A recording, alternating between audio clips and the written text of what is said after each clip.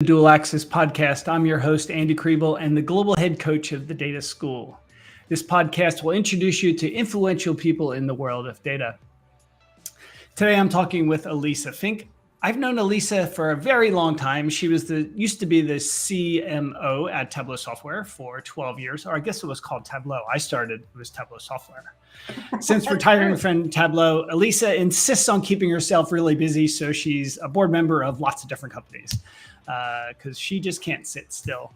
I was actually going to talk to her today about her experience being a woman in tech, particularly an executive as a woman in tech, but I wanted to think about a different angle here. I listened to a podcast on the Diary of CEO with Simon Sinek, and they talked a lot about kindness. And I was thinking, Elissa's one of the kindest people I've ever met.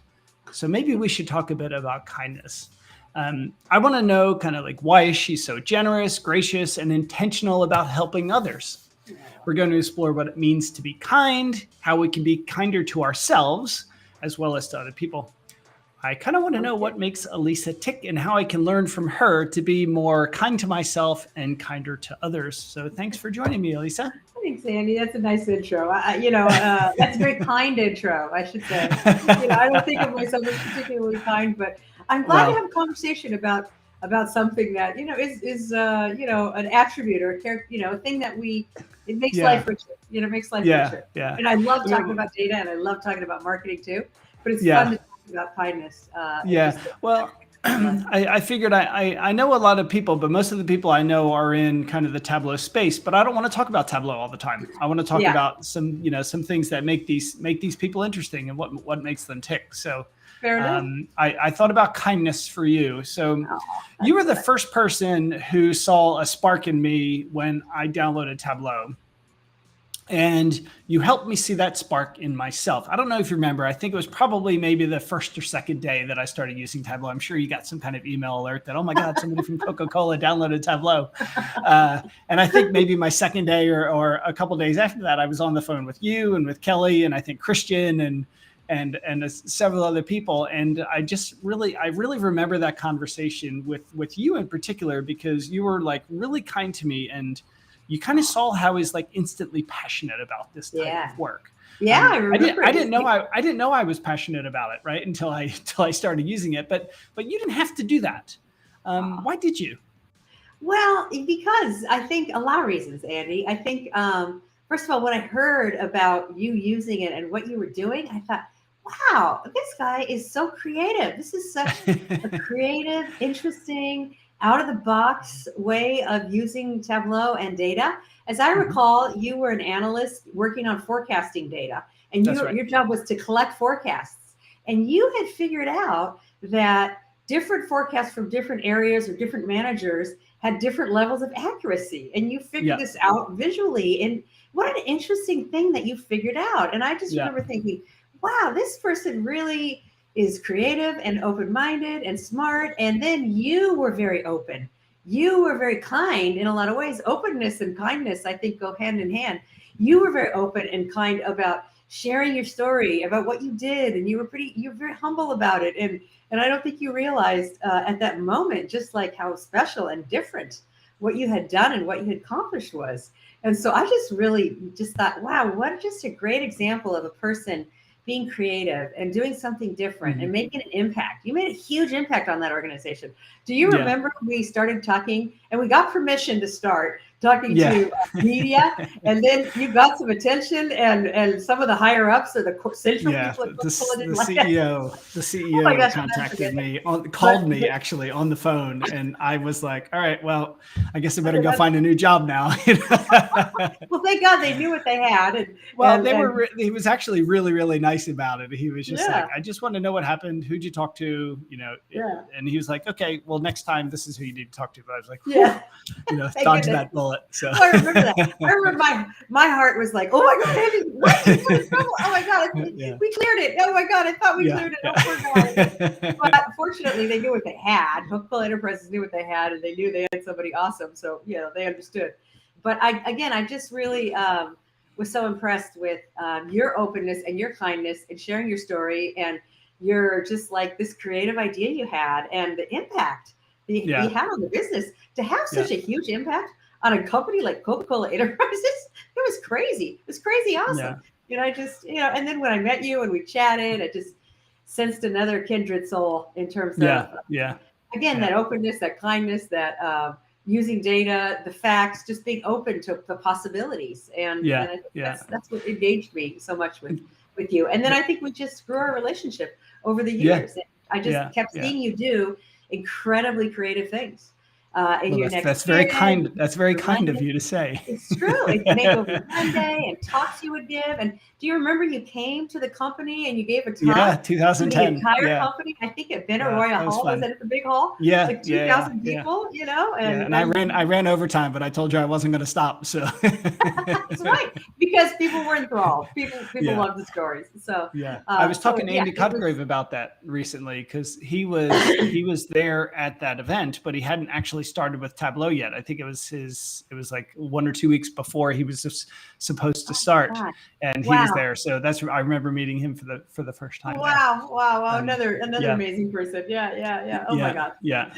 So let's get into kind of kindness a bit. I don't want this to be about me. I want it to be more about you than anything else. But what does it mean to you to be kind? Like, what does kind mean to you? I think it's a little bit.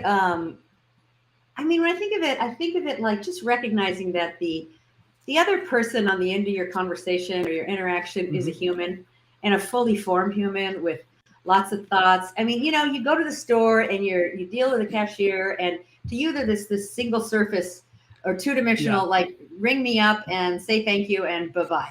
And so if they're a little cranky at you or you're cranky at them, you forget that that's a person with problems and other things they're thinking about. They're fully dimensional. So I think in a lot of ways for me, kindness is just sort of remembering, oh yeah, that's a full human on the other side, and whatever's going on in their life, it's not just this moment with me. There's other things going on, and so let's cut each other a little slack. I sometimes think of kindness as slack, and I often, one of the things I loved working at Tableau was that sense of kindness, the cutting of slack. We're in it together. I got you covered. I think that's a little bit like, hey, we just need to be okay with each other and understand sometimes we're not having great days. Sometimes we have great days. Yeah. Give a little generosity toward like, okay, you need a little time. You need, I'm not going to take it personally.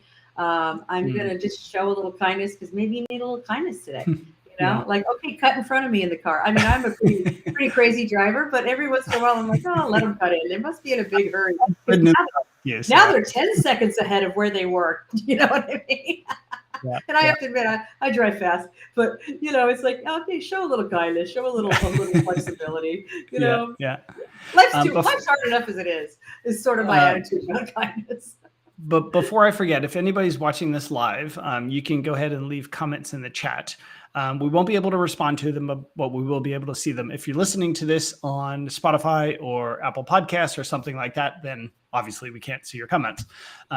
But you just made me think about, we used to go to church, or I used to go to church when we lived in Georgia. And one of the things that our minister always said at the end of every single, he does this kind of like closing thing or whatever, his goodbye remarks, whatever. He would always end it with, be kind to everyone you meet because you may be the answer to their prayers. So it kind of makes me think about what you were saying. If you're kind to people, it might really be the pickup they need. Yeah. But if you're, it's good to just be kind in general, right? And I think we forget about that a lot. If somebody does, cut you off in the car or whatever it might be, maybe they're in a hurry, but there's not a, it's not going to ruin my day. So exactly. And a lot of times I think we're reacting as opposed to acting. And, exactly. I think back, one of the things that I sometimes think back to is I remember reading this quote, and I'm sure I'm mangling it, but Abraham Lincoln, I think, once said, most people are about as happy as they make up their minds to be. And I think when I was a kid, I heard that and I thought, I think I'm just going to make up my mind to be a happy person. You know what I mean? Like, why go through your life miserable? You know what I mean? Why not go through life with an openness and because at the end of your life, all your material goods leave, and material goods are great and everything, and even your family is not leaving with you. And what's your mark on the world? What's your real mark on the world? It's the love and the people you leave behind and the feelings you leave behind, and are you proud of it? And so I thought, I think I'm just going to make my mind to be happy and try to be a person that encourages, fosters happiness, or Yeah. fosters joy, or fosters kindness, or fosters just like, positiveness, I think. Yeah. You can I make guess your mind up. I guess also if you're probably really pleasant with other people, it's probably going to pick yourself up without even knowing it as well, right? You're going to naturally be a happier person if you're happy around other people, kind of, Yeah, I definitely am the kind of person that gets energy from other people. So that does help a lot. And that's an extrovert. You get energy from other people, and introverts, they take away and they have to recover a little bit. Sometimes I feel like an introvert, but most of the times I love interacting with people. I love learning about them. I love like, what are they about? What are they about? Yeah. I lose my patience sometimes, and I forget there's like more than just like, that person cutting me off, or the cashier, or whatever. Every once in a while you get cranky, but you try to on balance, take it easy, man. I know Life's short. Here in the UK, and I probably shouldn't really say the UK, but London in general, people don't really talk to each other. And one of the things I always try to do is talk to people. That's great. And it makes them a bit uncomfortable, I think, because they're like, who's this weirdo talking to me on the tube? Or like today I was, I had to ride the bus to go to an appointment, and there was an old lady sitting in the seat, and I sat next to her, and I just started talking to her. I'm like, hey, how are you? How's your day going so far? And, and it's like, and she's like, oh, hi, very nice to talk to you. It's like, they probably never have anybody do that, so maybe I was thinking about preparation for this podcast, and it had me in positive thoughts, but you know what? Seattle's a lot like London weather-wise, but also there's this thing called the Seattle freeze. When you first move here, people don't really talk that much, and it takes a while to warm up. Okay, that's fine. You know what I mean? It does take time, but it's kind of nice to be the first mover, and not to take rejection too seriously. My 9-year-old son we adopted him, so he kind of came this way. But he'll go to a park and he'll just be like, "Hi, my name's Hugh. Do you want to play with me?" And he'll just no, get lost. Okay, next. Hi, whatever. Next. Play with me. Don't let that bother me. Yeah. Exactly. How old are your kids now? We think it's great. We're like, good for you. Yeah. It's kind of funny. Yeah. How old are your kids now? So he's 9, 3rd grade, and then my daughter, who you probably remember. Yeah, I've met her. Yeah, but she was tiny when I saw her. Yeah. Yeah, she's 16. 16? Oh, yeah, Jesus, she's a junior. I know. Wow. There's something about other people's kids that really help you mark time. Yeah. They really make you go, oh my God.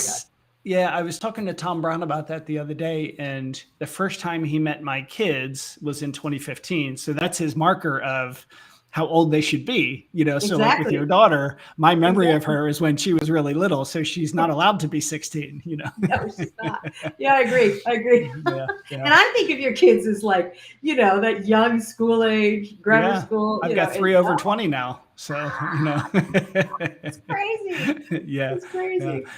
Yeah. So thinking back to your childhood, speaking of your kids, what's your earliest memory of somebody being kind to you? Oh, I think it has to be probably my 1st grade teacher, really, Miss Pendleton.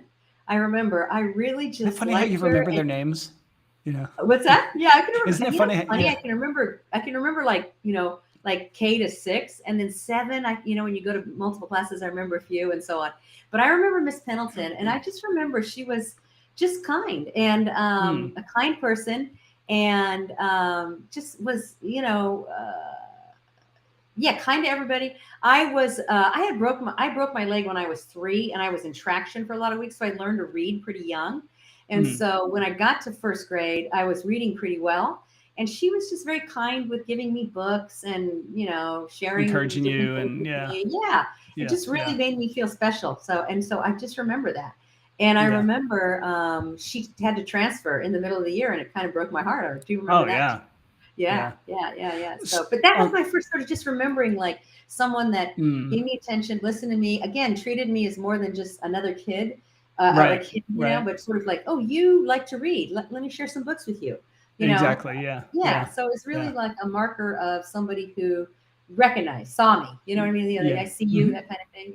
Yeah. Which was really kind of made a big impact, oddly. So on the flip side of that, what's your earliest memory of you being kind to someone?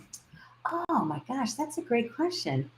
I don't. That's a tough one. It's easier to remember it the other way around, I think. It is, yeah. I mean, the thing I remember, the things I think of, anyway, I don't know if I remember the things I think of, but but they were as gifts to me as much as it was a gift to others. Is I always liked to befriend the new kid in school, particularly if they were from another country or another place, because I thought it was really interesting. Like we would get an occasional student from China or Vietnam in the day that I went to school. And it was always just really interesting to me. So I liked befriending them, and I liked learning about them, and I liked learning about their lives and where they came from and hearing their stories. But again, like kindness, it's a gift. Not only, it's an exchange a bit. You're kind to someone, but there's a benefit that you get from that too. There's a joy that comes from the openness and the sharing. And so in a lot of ways, what I think about is, I guess you could say I was kind to that person because I was welcoming, but I also got a lot from it too, and I think that's it's a virtuous circle. I guess that's what they call that, right? Yeah. So maybe I should change the title of this episode. Then I called it "The Joy of Helping Others," but maybe it should be really "The Joy of Being Kind to Others." Maybe I should change it before I publish it. Yeah, yeah. It's all connected for sure. I think joy, kindness, openness, authenticity. Yeah. Acting, not necessarily reacting. It's all kind of connected. Yeah. So speaking again, going back to our kids, how do you think we can instill, or how have you instilled kindness in your kids, or what advice would you have for maybe new parents for, kind of getting, because, the kids grow up in a very different world right now, and there's not a lot of in-person interaction. So, and a lot of what you hear about is kind of nasty between people. Yeah. I think, when you ask that question, it makes me think of my mother immediately, because I think a lot of my personality and, just the way I am comes from her. And one of the things I remember her saying to me a lot is, and I think it's also what made me a marketer too, in a way, is, Elissa, put yourself in another person's shoes. Can you imagine what it's like to be standing in the rain at a bus stop? Don't make fun of those people, or, or you were, that kid that came from another country and doesn't know anybody here. Can you imagine that? Can you, put yourself in that other person's shoes? She would say that a lot. And so I think that sort of like that sort of sense of empathy, of being able to sort of project, oh, wow, that's what it's like to, a little bit to be in your shoes. And I really do attribute it to her kindness and her openness. And I'll never forget a time we were at a Christmas mass, and this man, who had some issues, came up and gave my mom this big like hug and kind of a drooly kiss, and I was kind of like, ew, Mom, who is that? And she goes, I don't know, but he needed a hug. And I was like, oh, wow. That's so sweet. Yeah, she was a good lady. So, I think those little instances where you can, just little sayings or little examples that you set for your children, I think, are more powerful than you think they are. The little examples of your behavior, I think, when no one's looking, so to speak, or when your kids are just around you and you think you get away with something or not, whatever, is I think that's an example for your kids. I guess if you're making your kids feel awkward by being kind, then you're probably doing it the right way.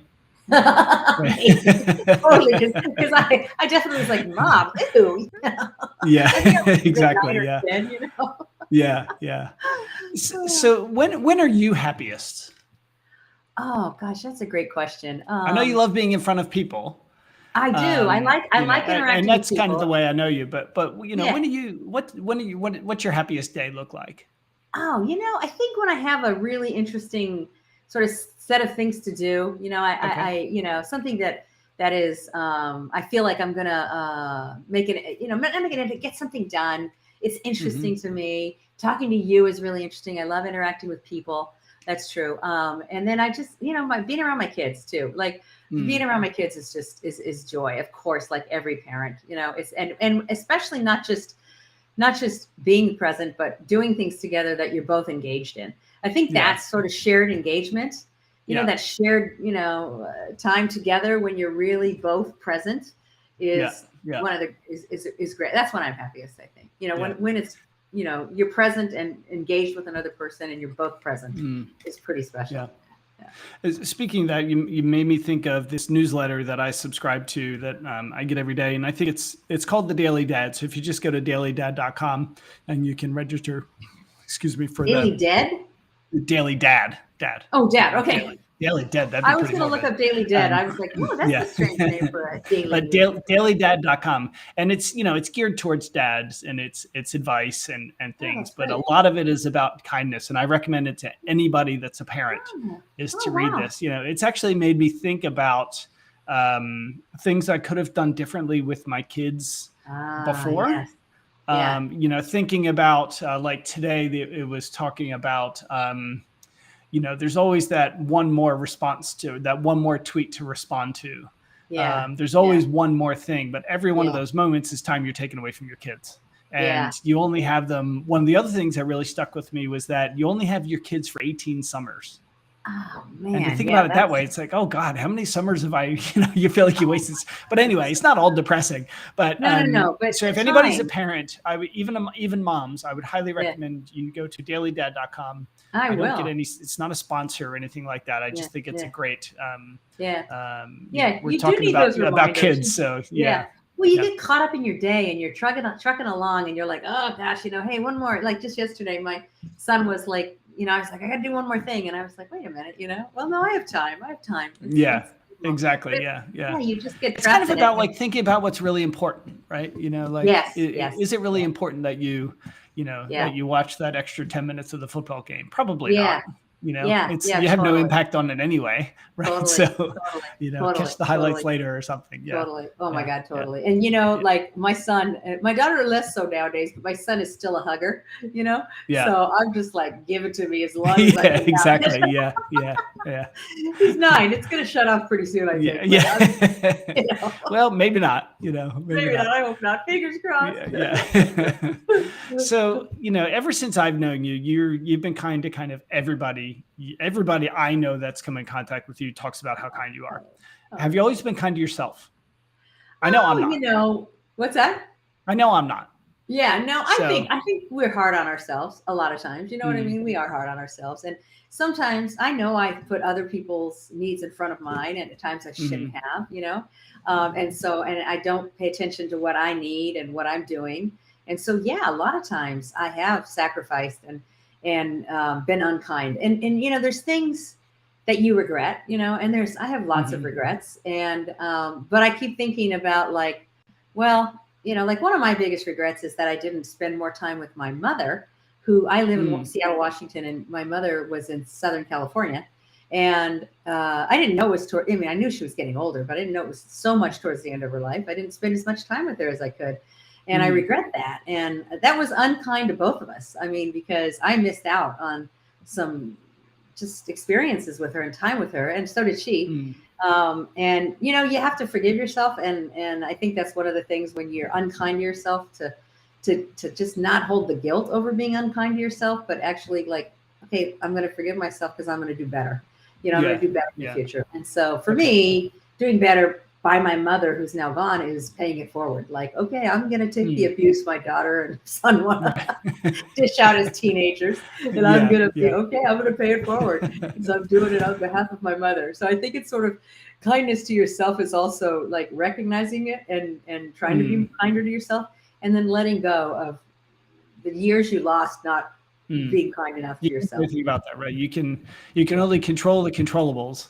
And you can't control anything that's happened. You can only control You just have to make peace with it and move on. And so, I think about that with my Go ahead. Yeah. That also applies when I've been unkind to other people or unkind situations. I have to say, well, all right, that was really crappy, and I have to, I have to make amends or forgive myself and get over it, and just not do it again. So I think that's a really important thing about. Just trying to be a better person is forgiving yourself, whether it's to yourself or to other people. Forgive yourself for those transgressions and try to just do better. Just every day, you just try to do better. Yeah, that's been one of the biggest challenges of living and moving internationally is that, well, first off, my 3 older kids are all gone now. 2 of them are in the US, one's in the Netherlands. Yeah. So, you're instantly kind of disconnected from them. So you catch up as much as you can, but, it's not like you're having dinner with them every night. And then my parents are getting older, they're almost 80. So, I'm like, unfortunately, you have to start thinking about, when's there, they're moving around slower and slower each year. And am I there often enough? And, I go as often as I can, but could I do more? And it's hard because it comes back to that kind of prioritization of, what's really important. And I worry about I'm going to have regrets like that at some point. But you do. And also you're there when you can be, and you're present fully with them. And then the other thing that I realized when my mom was ill at the end of her life, we had this incredible experience where she had fallen to a bad state of dementia. And then due to a random assignment of this medication, she kind of came back to us for about 3 months. And we were able to have these conversations. That's amazing. Yeah, it was miraculous. And I just remember just like how special that was, and some conversations we had. And one of the things that really struck me, and I think this is important as you think about your parents, is she was able to tell me how proud she was of me. She was really able to say, "Oh, I'm really proud of the woman you've become." And, that's great. And it made me realize, like, well, maybe some of what I'm doing, not being here with her this moment, and what I'm doing in Seattle is actually honoring what she wanted for me. You forget as a parent, you forget until you become a parent, you forget how much they love you and how much they want the best for you. And so when they see you doing the best for yourself and sharing that with the world and being who you are, it's an honor in a way to them. It's to their legacy that you're doing the work you're intended to do, and that makes you feel like you are purposeful. Isn't that the greatest thing you could wish for your children, is that they live purposeful lives? And so I try to remember that conversation we had that made me realize, like, hey, my mom's proud of me for having purpose in my life. And granted, it took me away from California, but she's proud of me, and that makes me feel better about the time I didn't spend with her. Yeah, one of the the daily dad things I read was making sure you tell your kids you're proud of them and that kind of stuff. So I actually have reminders on my phone to send my kids messages because nice. it forces me to think about it every once in a while. And I try to think of something really specific that I can tell them I'm proud about. Sure. That's great, Andy. That's and hopefully it means something to them. It means something to me by doing it. I feel like I'm being kind of myself doing that. Sure. Oh my God, that's a great idea. Have you speaking of dementia made me think of this, but have you heard of the show Afterlife with Ricky Gervais?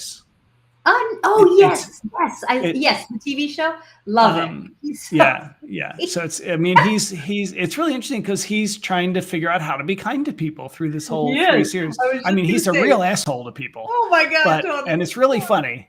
But it's really interesting to see his transformation into becoming this really kind person. I never knew Ricky Gervais was that good of an actor, actually. So, that's a great show. If anybody's interested, it's one of my favorite shows of all time. Even I binge watched it on a holiday.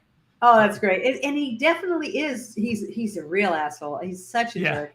And he's lost the love of his life. And it's heartbreaking because love is so pure for his wife that died. And his dad. His dad, yes. Yeah. And so, but he's surrounded by this crazy cast of characters. And they all need some kindness. And he needs kindness. And it does show him learning how to become kind. And in instances, there's times when he's kind that you're just like, oh, that's a beautiful thing. It's a really beautiful thing.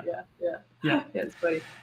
So I want to go back to something we talked about a few seconds ago. So sometimes we can get, caught up in helping others and kind of ignoring ourselves, whether it's, I think about some like mental health problems I've had. It's because I'm spending too much time helping other people and not looking after myself. Have you had experiences like that? Oh, for sure. I mean, and maybe for sure. Personal, if it is, then forget it. But No, it's okay. I mean, I've always struggled with my weight and exercise, and it's partially because I didn't take the time to really recognize how important that is. That your health is a really important thing. Physical health, but also mental health is taking the time. And you sort of like think, well, I can do this one more thing, or we're in this culture of accomplishment, and you're in this culture of like, well, okay, we're trying to succeed, we're trying to do something great, or even working at Tableau was a mission, but it was still work and taking time. And there were times, for sure there's times when that exactly happened, where you sometimes have to be like a little bit hey, shaken or smacked across hey, take some time. What kind of support networks do you have around you to help you when you're in situations like that, where, you do know that, like, sometimes I know something's not quite right. I don't know what it is. Yeah. I Who do you I go know to? exactly. Like, what's your support system look like? I'm really lucky. I have two sets of friends. It's the set of friends I've had since I was, one of my best friends I've known since I was 5. And the other two friends Wow. associated with that same group I've known since 4th grade, 5th grade. And Mhm. we've been close this entire time. And they're in Southern California. And then when my second job out of college, I got to know these women in Washington, in and around the Washington, D.C. area. And there's 6 of us, and we still get together every so often and laugh and giggle. And so I think just having them, those two resources available to me to talk about it. One of my closest friends, the one I've known since I was 5, is super honest and super blunt, and she'll just say anything. And every once in a while, she'll call me on stuff, and it's a good That's thing. good. You need that. Yeah. You do need that. You do need that. Like she'll just say something, and I'll be like, "Ouch! Oh, well, no, maybe not ouch. Maybe like you're right." Yeah. She's my friend Patrice. And so she's pretty special. But I feel very lucky because I have these friend groups that can just sort of crack it open and either talk about it or take your mind off of it, or just remind you there's longer term things and not longer term, but other things to think about, or just what's important. Relationships, laughter, just, connecting, frustrations of day-to-day life don't have to amount to ruining your life, Yeah. What do you think is more important, being kind to ourselves or being kind to others? Ooh, that's a great question. I'm gonna say being kind to others, I think, is because it's also a gift to you. So in a way, being kind to others gives you a karma payback, or it makes you feel good. It makes you feel good. Like, so there's this payback. I think being kind to yourself is really important, but I think you also have to be really careful to not be like, well, I am going to cut in front of people in this line, or I'm going to take the last 5 whatever off the shelf to be kind to myself. And it's really an excuse to be selfish. Right. That's true. That's why I'm going to say the former, not the latter. Although I do think it's important to be kind to yourself. But I do think there's a payback when you, in fact, one of the things when you're feeling down, one of the best things you can do is help somebody else. In fact, taking that a little further, I love what Mr. Rogers says. In times of crisis, look for the helpers. Like how, when the world is going to hell in a handbasket, or it feels like that, how do you help your kids and yourself feel better about how things are going? You look to the helpers. You see people trying to do positive things, and it makes you want to try to do positive things. And you realize, no, we can not go to hell in a handbasket. We can stop that or slow it down anyway, And it's really like, again, people helping people helps you and it helps them, and it's a payback thing. It's a great way to feel better about things. It's just like do something nice for someone, drop off some like leftover candy, Halloween candy, and give it to somebody on the street that needs it, or bring it to a homeless shelter, kids shelter. It's shocking how one little movement like that will just make your day. Yeah, Eva and I were up at our new house last week, and we had a couple around the corner come over for dinner. One of them's a general contractor, and part of the town we live in, it's an old coal mining town, so there's no more coal mining there. So the town became really poor really quickly, a lot of poverty. And he was working in the east side of town, which is the really, really poor part. And he was telling us that he was working on a house, like a council house, and one of the kids was there, and the only clothes the kid has are his school clothes, his school uniform, and it just like breaks your heart, So we started thinking about, well, what are some ways that we're pretty privileged. Getting to do this right here is incredible. We're very privileged.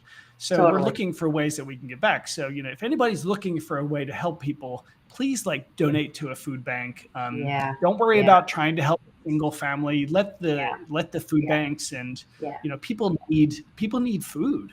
And it's really, especially now here with the energy crisis we're having, people have to choose between heating their house and feeding their family. There's kids that are, there was the government has just cut back on so kids that get free school meals, they used to get 15 15-pound vouchers during school breaks, and the Okay. government cut those out without telling anybody.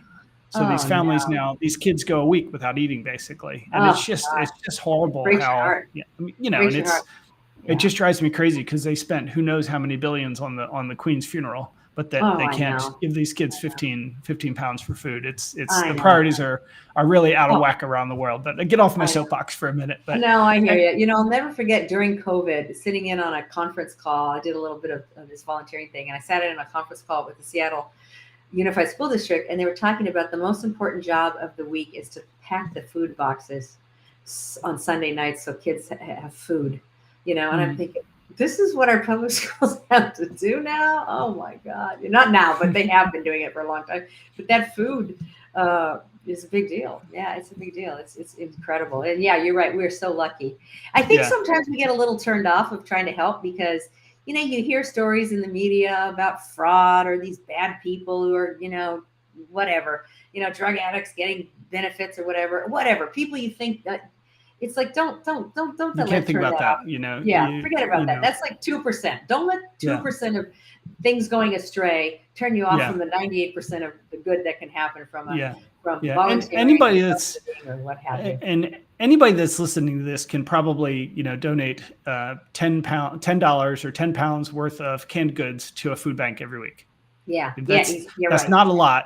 Yeah, Not a yeah, lot for us, but it yeah, means a lot to other people. So yeah, if you're yeah, listening to this, just go find, yeah, next time you go to the grocery store, buy some yeah, extra canned foods, find your yeah, local food bank, drop it off, and let them take it from yeah, there. yeah, And you don't know exactly who you're helping, but you're helping somebody. yeah. So, And I always like to think selfishly, it does make you feel good. it does, and I like to think of it sometimes. There, but for the grace of God, go I. I mean, like you said, we're born into this certain kind of privilege, with yeah, families and the ability to access education and all kinds of things.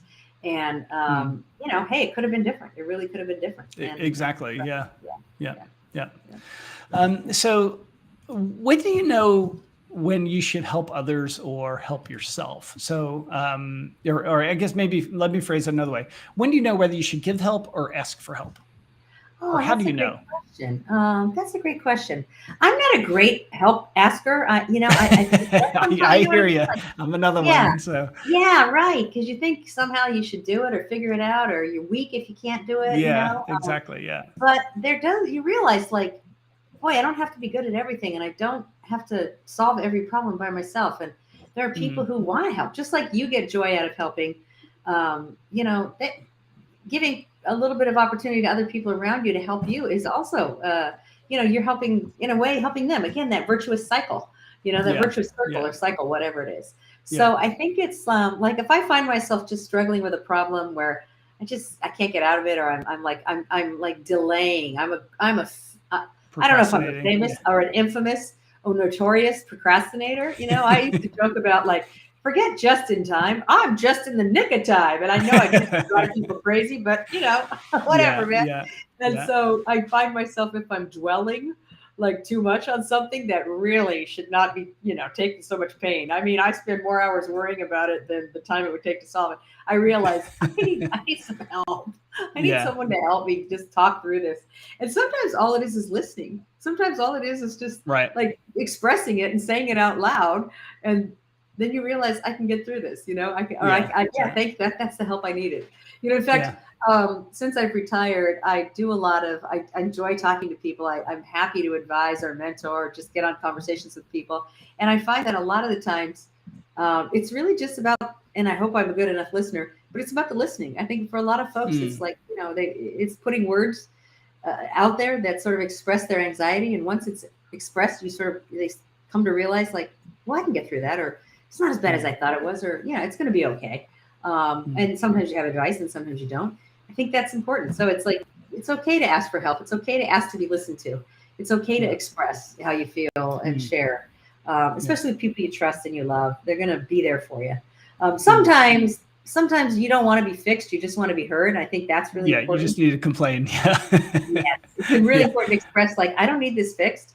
Yeah. I think for Yeah. men Just and listen women to in me for a particular, minute, please. just Yeah. listen. Yeah, just Yeah. hear me. Just hear me. Yeah. Yeah, yeah, Yeah. Yeah. yeah. So I think It's it is important. You're speaking of listening. It's a very important leadership quality with your staff as well. People that. So one of the things that I don't know how much you know about how the data school has grown, but we've added quite a few coaches to our team because the data school has grown so fast. And the thing I love the most about my job is teaching. Yet I have to pull away from teaching to give other people opportunities, right? So, because I feel like part of my job is lifting other people.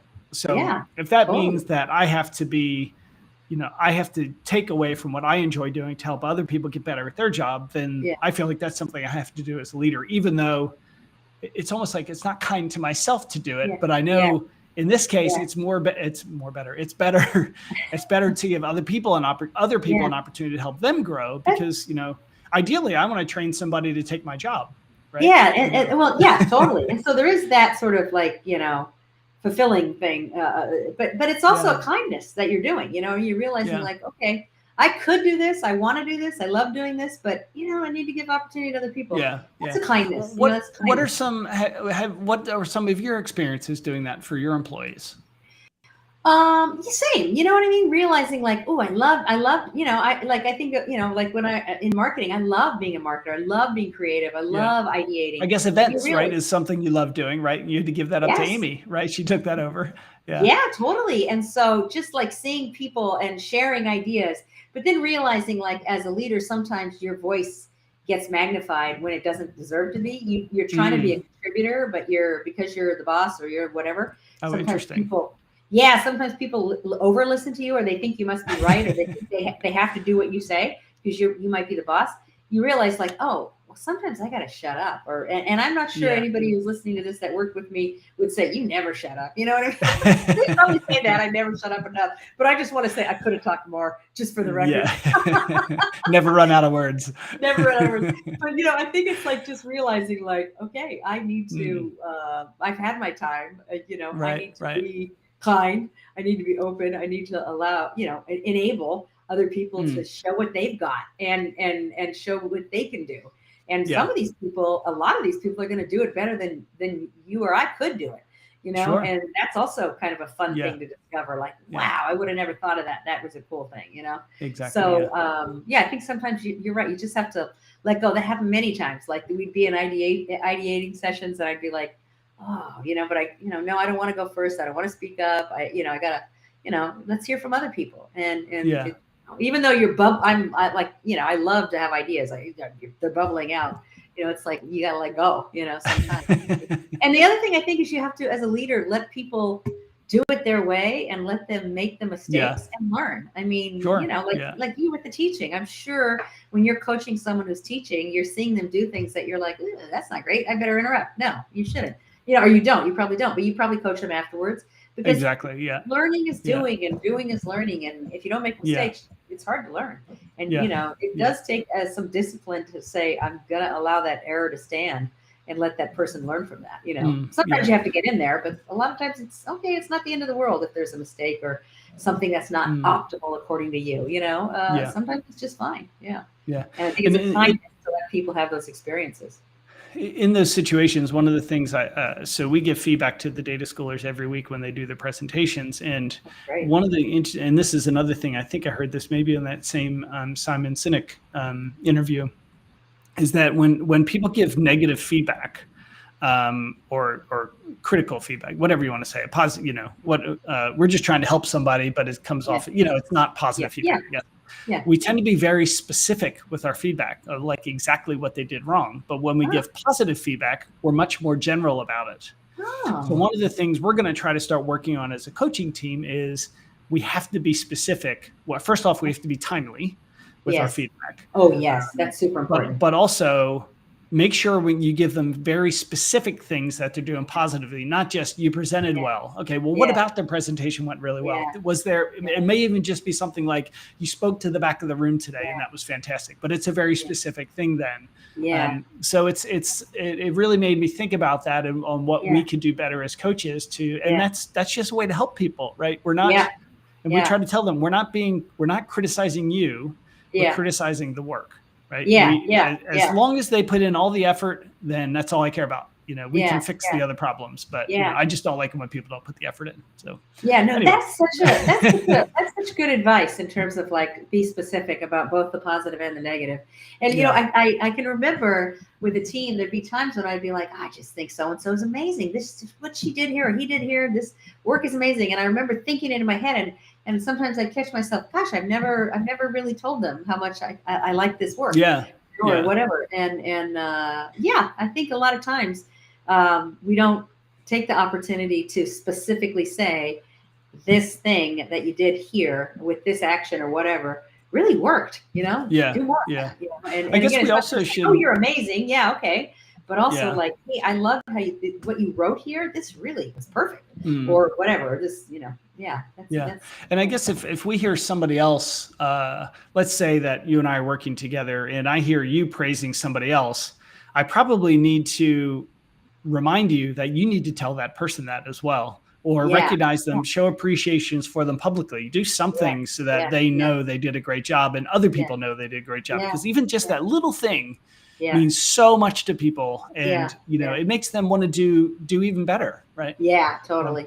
Yeah, I definitely believe that. I think like people rise to standards. They rise to bars you set. You don't have to set a bar for them to trip over, but rather they rise to your expectations, I guess is what I mean. And so exactly. It's like they'll raise to whatever expectations you set, whether they're low or high. They're going to meet your expectations. Yeah, exactly. Yes, exactly. Yeah. So if you have whatever low expectations, that's what you're going to get. But if you have high expectations and you're, then and I don't mean like beat them over the head with the expectations. I mean, what I mean? I think you can be kind and like, okay, let's keep going. Let's try it next time. Okay, that was, it's like, let's do good stuff together. I think it's absolutely true. We're going to run into situations where we know that somebody needs help, but they don't want our help.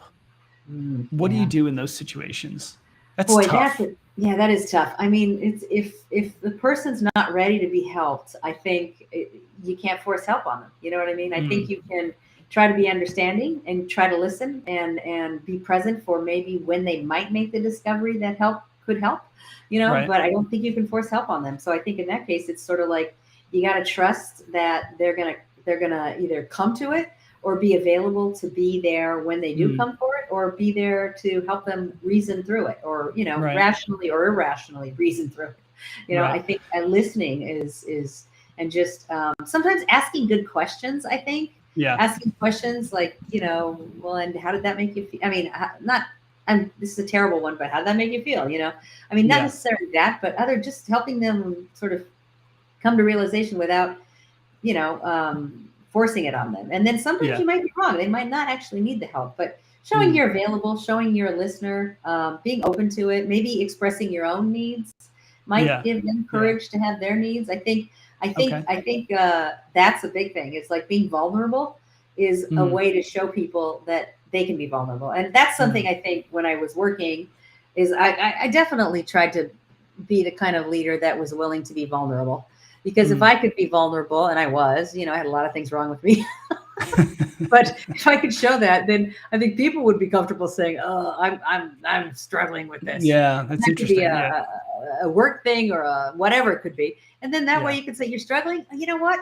I can help, or maybe this can help, or maybe that." But or let me know when you need help, or but you have to show it's okay to struggle. It's okay to be vulnerable. It's okay to ask for help. So I think you set an example. And I think people learn a lot from examples. I think, all of us do, Yeah. So let's think about kindness from a business perspective. So it can often be seen almost as there are situations where kindness can be seen as a weakness in business. And aggression has traditionally been kind of rewarded. How can we put more emphasis on rewarding people for kindness and empathy over that kind of aggression? That's a great question. Aggression might be a bit of a strong word, but I think you probably know what I mean. Yeah, toughness. Like if you're, that person, tough, be tough. You're seen as soft if you're empathetic and kind. Yeah, you're too nice. I mean, I used to get the lot, and sometimes I will. I know I was too. But at the end of the day, what works is usually what follow. It's kind of like follow the money. It's like if you're around things that always seem to work, projects that always seem to happen, and you're kind. I mean, eventually. But the sad thing is, I mean, eventually people will recognize that, or people will realize kindness can work, and people actually prefer that, and they don't like working with assholes, and they don't like working with jerks. They'd much rather work with an incompetent, kind person than a competent, mean person. You know, I mean, study after study has proven very that. true. Yeah, It's true. yeah. And so, but it's hard because in the moment, is like today's world, the news and the difficulties we have talking to each other. It's clear, like the fighters and the people who are putting each other's side down, those get the attention, and that looks like that works. But would you say it's working? I'd say it's not working. You know? So it's hard. It's a hard question, Andy. It's almost like you have to have faith that it all comes out in the wash. But I also think you can be aggressively kind, and in the sense of aggressively questioning people who are aggressively mean or aggressively tough. Like, what purpose is that? What did you get out of that? It's often a show, and it's like a bully. Sometimes you call a bully on their BS, and it kind of all falls apart. And in a way, sometimes that's an insecurity. Oh my God. And you know what? Here's the funny thing, Andy. Most of the times I've seen toughness. No, a lot of times I've seen the toughness. It's like, well, listen, you go tell that vendor, we're not going to put up with that, blah, blah, blah, blah, as an example. Okay, so now I'm the one that you're acting tough, but I'm going to be the vehicle to go tell that person or that vendor. As soon as you say, well, why don't you get on the call with that person and you tell them what you just said? Yeah. The toughness sort of, well, listen, I wanted to talk to you about your behavior or your pricing policy. Yeah, exactly. Totally different tone. Yeah. So let's say you're in but I think a lot of toughness is fake. You know, there's some that's real, and there's times when you got to be tough. I can think of times where I was a real pain in the butt or a bitch or whatever you want to call it on the phone to whomever, just because I had to be or whatever. I felt it was just so don't give up your toughness. It's not opposite. Toughness and kindness are not opposites. But sometimes people show up as aggressive, tough jerks because they don't know how to do it in a kind way. Yeah. What would you do if let's say you're in an organization, maybe it's an organization you're advising, and they put a lot of emphasis on that, the aggression and the bullying, just get stuff done no matter what. Yeah. That kind of mentality. Yeah. How would you advise them that that's not good? Yeah. Yeah. I mean, there was a company that I was working with that had that sort of attitude. And, the way I was trying to make headway was by questioning, like, is that working? Are people improving? Is that, just questioning, because it's kind of like they have to kind of come to the awareness of it. You know what I mean? But at some point, I think in that situation, I realized, like, I'm not going to change this culture or change these people. I think I'd rather just work with people that aren't jerks, there's only so much. So I guess if the culture's not going to change and you don't like it, then go do something else. Yeah. I tell people all the time, and when I advise or coach, or they're looking for careers, I'm like, look, one of the most important things you could do is make sure you're in a culture that suits you. So that when you show up, the culture is all about, you fit it, and you don't have to change. You don't have to be different. You don't have to put on a different suit or whatever, suit up for work because the culture isn't, suitable to you. You just spend more time doing your job and doing great work and being in the moment, being in the moment of the work. But when you have to suit up and fake it, to be part of that culture, boy, that's hard work, man. You are sub-optimizing your efforts and your energy. So I really encourage people to try to find cultures where it suits you. Now, for a lot of people, being in a dog-eat-dog culture is part of the fun of the job, and that's fine. That's fine. That's great. There are a lot of cultures out there that are like that, and there's people that love that and relish it. I personally don't. That's not my style. I remember I worked for a company, oh my God, where the CEO, we were in a meeting, everyone was there, and he said, look to your left, look to your right. If either of those people, you don't think they're good enough to be here, you owe it to us to report them, because we're going to war on this. And I'm like, war? With each other. I'm like, I am not a war person. I was like, I got to get out of here. This is not my culture. This is not who I am. They're very argumentative. They beat each other up all the time. But that, for a lot of them, made them better. but I was like, nah, not Yeah, me. not for you. Yeah, yeah, yeah. Well, I want to, we've only got a few minutes left. And I wanted to maybe run through some more fun questions. We've Oh, talked fun. about I love fun. we've talked about a lot of kind of deep philosophical problems and things, Yeah. but let me just run you through a couple of questions. I wrote these down in a list. I don't know if you've had a chance to look at them. I put it in the dessert section of the Oh, I menu think I saw it. Yeah, for yeah. today. Yeah. Yeah. So what was the last thing that made you belly laugh? Okay. It was last night. This is the God's honest truth. My son, 9 years old. So it's, already it's 9-year-old boy humor. Right. I happened to see this video of people. It's a thermal video of people passing gas. Oh, and so it's all these scenes. So I was going to say, it's got to be armpit farts or. Yeah, totally. Yeah. And so it's all these scenes in the street and it's thermal video. And so, yeah, it was, we were belly laughing. My son and I, like, even a dog. They had one scene where there's a dog at a park. Yeah. It's my son and I call it fluffing. So all these people and these dogs are fluffing, and it's just on thermal video. It's hilarious. I belly laughed. So I literally belly laughed with him. Sorry Eva to say. Eva showed me this one. Eva showed me this one a couple of days ago. This YouTube video or clip on Twitter or something of this dog that's doing like duck diving. When they run off a ramp and they jump in the water. Yeah. And the handler threw the frisbee or whatever it was, but it went behind the dog, and you can see the dog just focusing on it. And it flips backwards and lands upside down on his back. It's so funny, but it's like focus. So, totally. Animals doing. Is it animals doing things? Whatever. Yeah. It's so funny. Yeah, animals are the anyway, best. I will belly laugh over those kind of things. How about the last thing that made you cry? I was thinking. Let's go from really happy to really sad. No, and it was actually it brought a tear to my eye. Was my son and daughter. My daughter said to my son, because she's not as demonstrative as he is. It's just her personality, and she said, "Hey, Hugh, can I have a hug?" And so he went over across the table and gave her a hug. And it was just like, oh, so sweet. And of course she gave me the dirtiest look because she knows if I see that, I like melt and I want to take a picture of it. So I had to look away. Yeah. I had to do this. Like, I didn't see that. No, I didn't see that. But I was like, funny. Oh. Yeah. That's great. That was about an hour before the thermal gas video. Yeah. Great. Okay. Two more. No, I've got three more questions for you. Hopefully you've got enough time for a couple more. Okay, good. I'll go faster.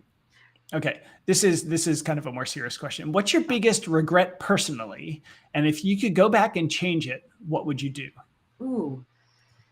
It would have to probably be maybe not, again, not being present with my mother at the end of her life, towards the end of her life. I wish I had gone down, more weekends and just spent more time with her, just because she was such a dominant figure in my life. I mean, there were many years where I was a lousy daughter, just wasn't present for her. And I regret that. And again, the way I get over it is I think about just paying it forward to my kids and, trying to be a better mother in her example. But yeah, that's probably my biggest regret. Yeah. Okay. What is the greatest fear you have about how you're currently living your life? Oh my God, that's such a great question.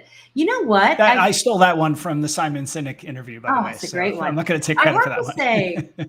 I have to say my greatest fear is like, it's so easy for me because I'm not working formally, that I don't have to do projects. I don't have to do anything creative. It's just like passing the days without accomplishing much of anything.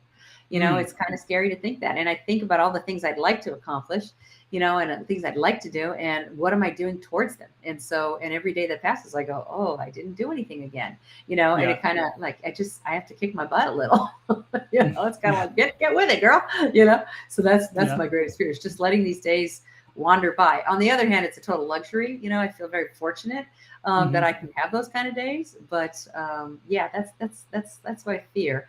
And of course, your family. You're always thinking about how you could serve your family better. Your children, of course. Make yourself feel guilty really quickly. Oh, that's all. That's a never-ending source of that. Yeah. Okay. Last question. If you could have one superpower, what would it be? Oh my gosh. That's a great question. I mean, sometimes I think about the super friends, right? So which super friend would you be? I love the idea of flying. I don't know why. I just think that seems Oh, so cool. I don't know why. okay. Maybe reading minds, or with the truth You can only tellers. pick one. You can only I pick know, one. damn it. See, that's the problem. I'm like, all of them sound cool. So that's a tough one. Yeah, I'm gonna have to get back to you on that one. But gosh, there's Okay. something about flying that I think, how Okay. much fun would that be? Yeah. I Yeah. love Yeah. fun. I gotta say, I love fun. Okay, great. Well, everybody, please be sure to tune in next week. My guest is Kim Reese. I first met Kim in 2014 at the Tapestry Conference. You may remember that, Oh, Elissa. yeah. Back then, Kim was the co-founder and head of visualization at Periscopic. They're a boutique data visualization company. And in 2018, Kim started the data experience team at Capital One. She's a frequent keynote speaker, and we're going to talk about how she made an impact on the world with data and how you can too. Elissa, thank you very much for being with me today. Thank you, Andy, that was totally fun. I hope people find it useful. It was totally wonderful for me. You gave me a gift today. Good. I can't thank you enough for what you've done for me over the years. I 100% would not be where I am today without your support. So thanks for being you. Ditto, my friend. Ditto, my friend. Okay. You've been a treasure, and I've always enjoyed our interactions, our honest, open conversations, just everything we've been through. No BS. Yeah. No. You can remember times when there's like, oh God, what just happened with, you remember. Whatever. Yeah. Packed circles or packed bubbles or whatever. Yeah. So anyway, great. Well, thank you very much. And I will hopefully talk to you soon. All right. Okay. All right. Bye. I hope to see you stateside soon. Sounds